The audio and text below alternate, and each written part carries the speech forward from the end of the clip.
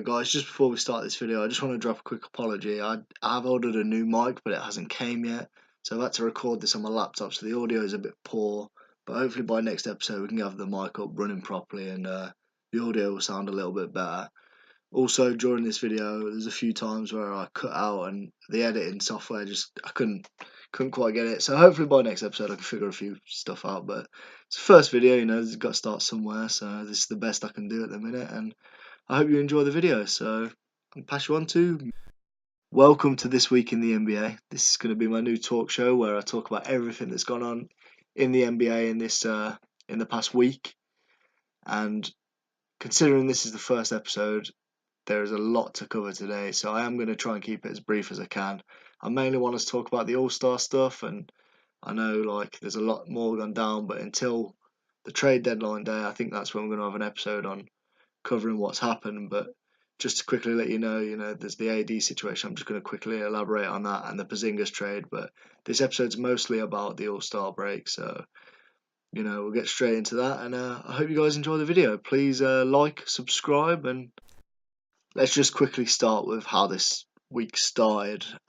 On the Monday, the Pelicans confirmed that Anthony Davis wanted out of New Orleans. His representatives had spoke to the GM and the front office and said that he's not going to be signing a contract extension next year and to trade him pretty much. This has all been completely confirmed now. There's no way Anthony Davis stays, but until anything really happens, we're not going to comment on this and maybe talk about it a bit more on the transfer deadline day, but we're not going to talk about it now. There's nothing really to talk about. It's all on hold at the minute, so we'll go from there. And the next big news that happened also this week was Kristaps Porzingis having a meeting with the Knicks franchise and saying he wants to know what direction the franchise is heading in, and he wasn't too happy in how he came out of the meeting, and within an hour he'd been traded to the Dallas Mavericks. But we'll get into more details on that, like I said, on the transfer deadline episode. I know it's big news that's happened this week, but I feel like it's going to be even bigger news next week, maybe when some more trades go, because we still have Mike Conley, Marc Gasol, a few more of the Knicks players on the trade block, and we want to see where DeAndre Jordan and Dennis. Well, I know they'll probably keep Dennis Smith Jr., but DeAndre Jordan, if he gets put into free agency, we'll see where he goes. And also, Carmelo Anthony has been waived again from Chicago, so we'll see if he lands at a new team or retires. But I definitely think he could help off the bench on another team. I know his defense is a liability, but we'll see what goes on. But that's really it that's happened this week so far. That Kyrie situation, I think that's a load of naff. I think he's just trying to avoid media talk, which is fine. I don't see anything in it. I still think he's going to sign with Boston at the end of the season. Just give him a chance and see what happens. But we'll wait until the end of the season to talk about that. Like I said, it's just all interviews and speculations and talk, so it doesn't really matter. It's just until it happens, it's not news. It's just rumours. So we're not going to talk about that. And we're going to get straight onto the All-Star stuff, which is a lot more interesting. So let's get right into that. Now we got the trade situations out of the way, I just want to talk about the main point of this video, and it was the All-Star teams were announced last week, and the reserves were announced yesterday, which, it's hard to get it right when there's so many players in the league that are so close to being All-Stars or are All-Stars, but it's tough to pick whether you reward stats or winning or both. And to be fair, they got it right. I know a lot of players get snubbed and fans don't like it, but it's really hard. It is hard. So just to elaborate on the All-Star teams, the West was Curry and Harden in the backcourt, which you can't argue with. Curry's the best point guard in the league. When he's out of that team in Golden State, not that it falls apart, but it just doesn't perform like it does when Steph's in the team. It's he does bits to that team that make it a championship team, and he really is the main point to that team. So he definitely deserves to be the starting point guard. He's great. He's the best point guard in the league with Kyrie and Russ behind. You can debate that for a second, but we'll talk about that another time. And you have James Harden as the shooting guard. Well, it's just guards, isn't it? But he's having a phenomenal season. The back end of December and the start of July,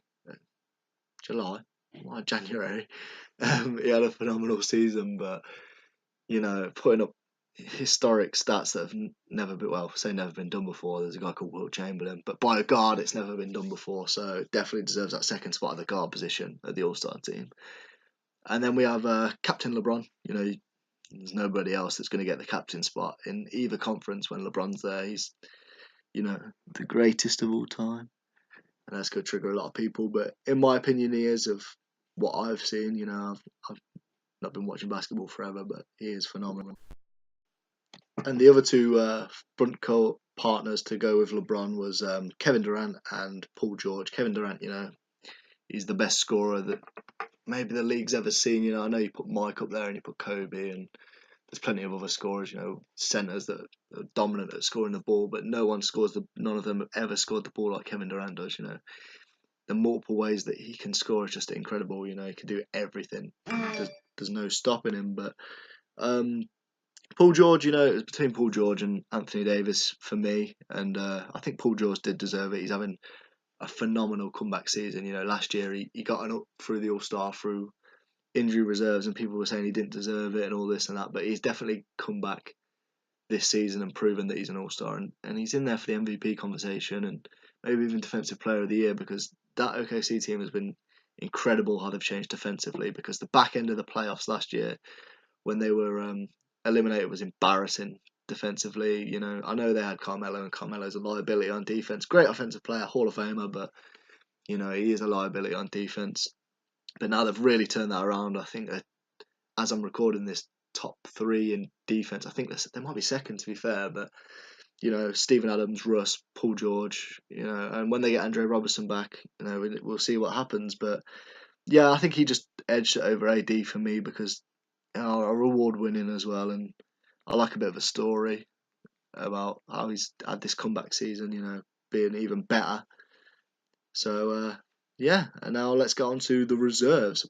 We have AD, could have been a starter, but unfortunately the record weren't there. I know he's having career numbers and he's having an incredible season, but they're not winning as well as OKC and the Lakers. I know the Lakers aren't doing as good since LeBron's been out injured, but when LeBron does come back, that's still going to be a winning team. And then the Warriors, you have to have the Warriors in there. Russell Westbrook, who said a little bit about, I know he's having his worst career shooting stats. I know it's from the free throw percentage. It's been not very good, but he's having a phenomenal season still, averaging a triple double. And he's changed his game. I know he's still got this scorer's mentality where he feels a lot of pressure to score, but the way he's been like letting Paul George take over and saying, "Look, I know this is my team, but I do want to win," and he's proven to everybody that he's ready to win, and he definitely deserves the appreciation for that. Nikola Jokic, Denver's having an amazing season. They're a real team basketball, and they're one to look for in the future, and he's having a phenomenal season. Easily a top 2 centre if we're counting Anthony Davis as a centre. It's between him and Joel Embiid. We'll see. I mean, Joel Embiid's a better scorer, but that Denver team is unbelievable, and Nikola Jokic is the best passing big man we've probably ever seen. LaMarcus Aldridge, we'll get back to that, and Karl Anthony Towns, I want to get back to that. But Damian Lillard, he's an all-star every season. He goes so under the radar because Portland do the same thing every year in the playoffs, and they always need that extra piece. But they might finish the 3rd seed, 4th seed. We'll see how OKC does, but I think it's a walkaway between Warriors, Denver, Portland, and OKC, and then I reckon the back 4 end is going to be a bit of a race. But I think those 4 teams are way ahead, and Dame's a big reason for Portland being so far ahead. He's always professional, and he's always great at what he does. And then we have Klay Thompson. The Warriors are the Warriors. I know could have had Donovan Mitchell there, Devin Booker, Tobias Harris, Rudy Gobert. There's options there, but the Warriors are winning, and Klay Thompson, he's put up historical stats this season. Shooting 10 for 10 from 3 and having that. I think it was a 50-point 3 quarters or something, or something around there. near the start of the season. And, you know, I know he had a rocky start, but he's still shooting 38% from three, which I know a lot of players in this league would love to shoot, but we look down on it because it's Clay and he's had such a high average. But it's still impressive what he's doing, and the Warriors are still winning, and he's a big reason for that because he's a character in that team, and he definitely deserves to be an All-Star. But just to get back to LaMarcus Aldridge, you know, the Spurs, they're just on the 7th seed at the minute, just in front of the Clippers. And between DeRozan and LaMarcus Aldridge, I mean, I suppose you have to put one in. And for me, I do agree with LaMarcus Aldridge. I think he's having a very underrated season. You know, a lot of people don't give LaMarcus Aldridge the credit he deserves because he's a great player, and so is DeRozan. DeRozan's having a good season. It's just a lot quieter, and the West is so tough to get into because there's so many people that deserve to be an All-Star. You know, half the people that have missed out in the West probably would have gotten in the East, but it is what it is. And then Karl Anthony Towns, he's putting up numbers, you know what I mean? But Timberwolves suck. They are so bad, and it's just, you know, it's a shame that he's putting up really good numbers, and the team stats don't justify for it. But I'd love to see that team take the next step. Wiggins, Cat, Dario Saric now. I think they can do with a few more pieces and a bit more shooting and a better point guard. I mean, I know Derrick Rose. I didn't want to bring it up, but you know he's having a phenomenal comeback season. He deserves all the appreciation. I didn't want to mention him about being an All-Star, but he deserves it for the comeback season. And if they can get another point guard and Derrick Rose come off the bench, then you know that team could work, but still got to keep working on it. And that's it for the West, really. I mean, I know I've missed out a few names. Tobias Harris, another shout out I want to give for my Clippers. So I'm sorry that he didn't get in. That's twice we've had a bit of a snub. You know, Tobias Harris and Lou Wilt last year, he was averaging like 24.5 and like 6 assists or something. Last season he didn't get in, and it was quite annoying to be a Clippers fan and not have him get in. But you know, it happens. Not everyone can be an all-star, and you know it's a hard pick to make. But that's it for the West then. And I'll just quickly elaborate on the East. I mean, this was a bit easier. You know, it's a bit harsh, but there's not as many all-stars in the East as there is in the West. But Kyrie and Kemba in the backcourt, deserved. Kyrie, you know, like I said earlier, up for debate, but could be the second best point guard in the league with Russ. Kemba Walker, it's in Charlotte, well deserved. He's had a phenomenal start to the season. He's the only positive that really comes out of Hornets. Sorry, Hornet fans, I know you've got a few pieces, but you know something needs to be done there. And that's it for the backcourt. There's not much more to say on that. Both having phenomenal seasons. We have Captain Giannis. You know, he's a character himself. He's having a phenomenal MVP season.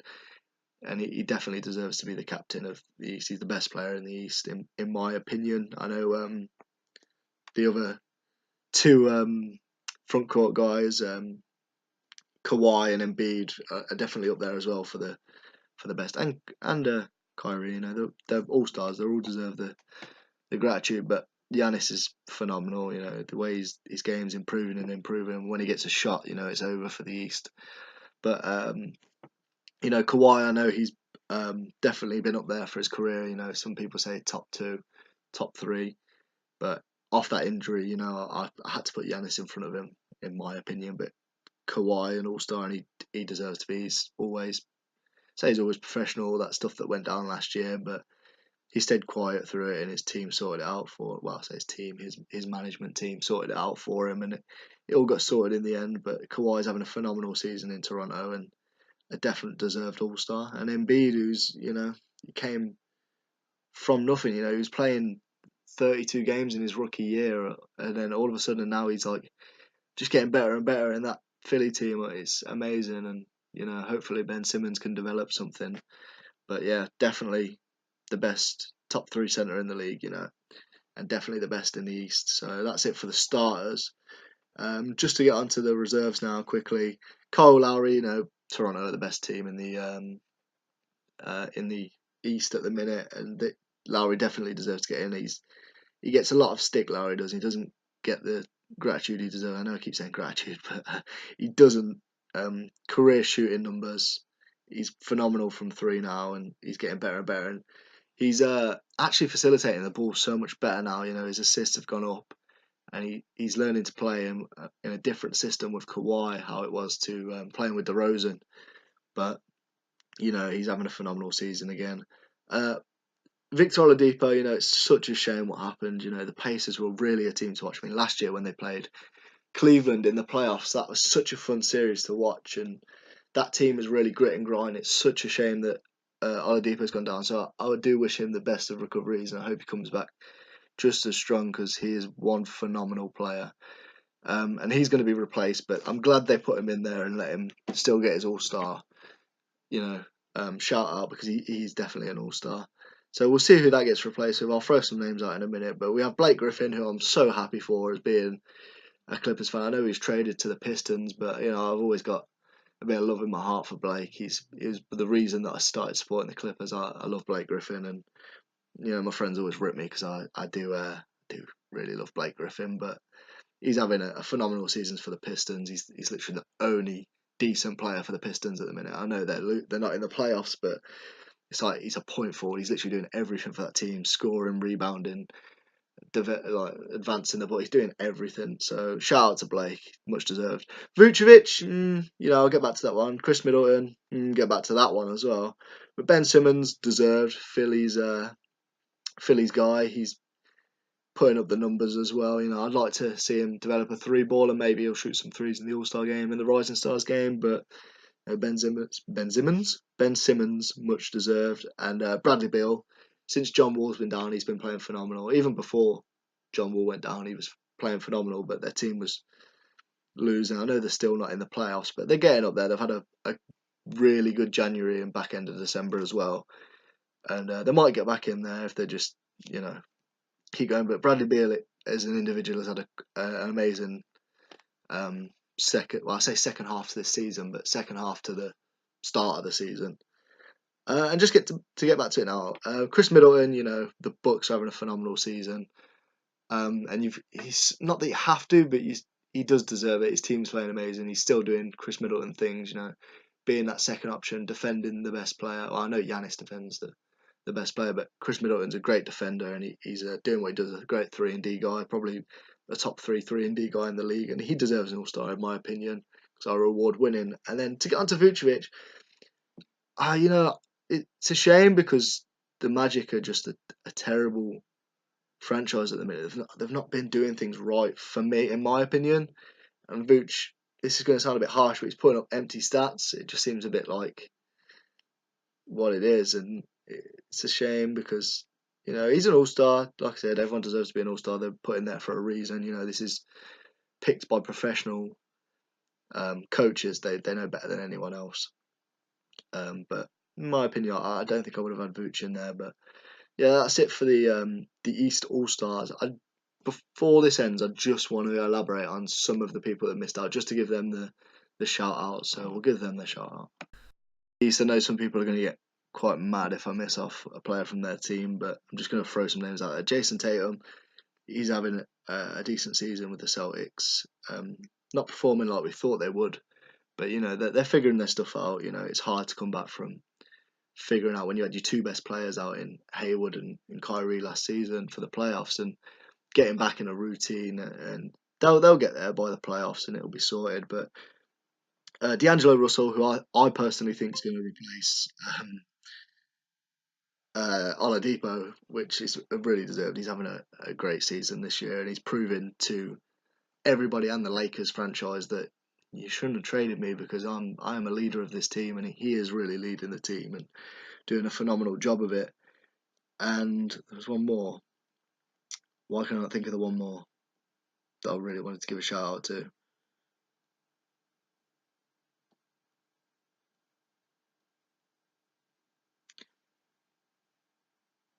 Just to give a shout out to Dwayne Wade as well. I know it's your farewell tour, and they gave Kobe this last All Star game, and said, you know, go out and do your thing, Kobe. You deserve it.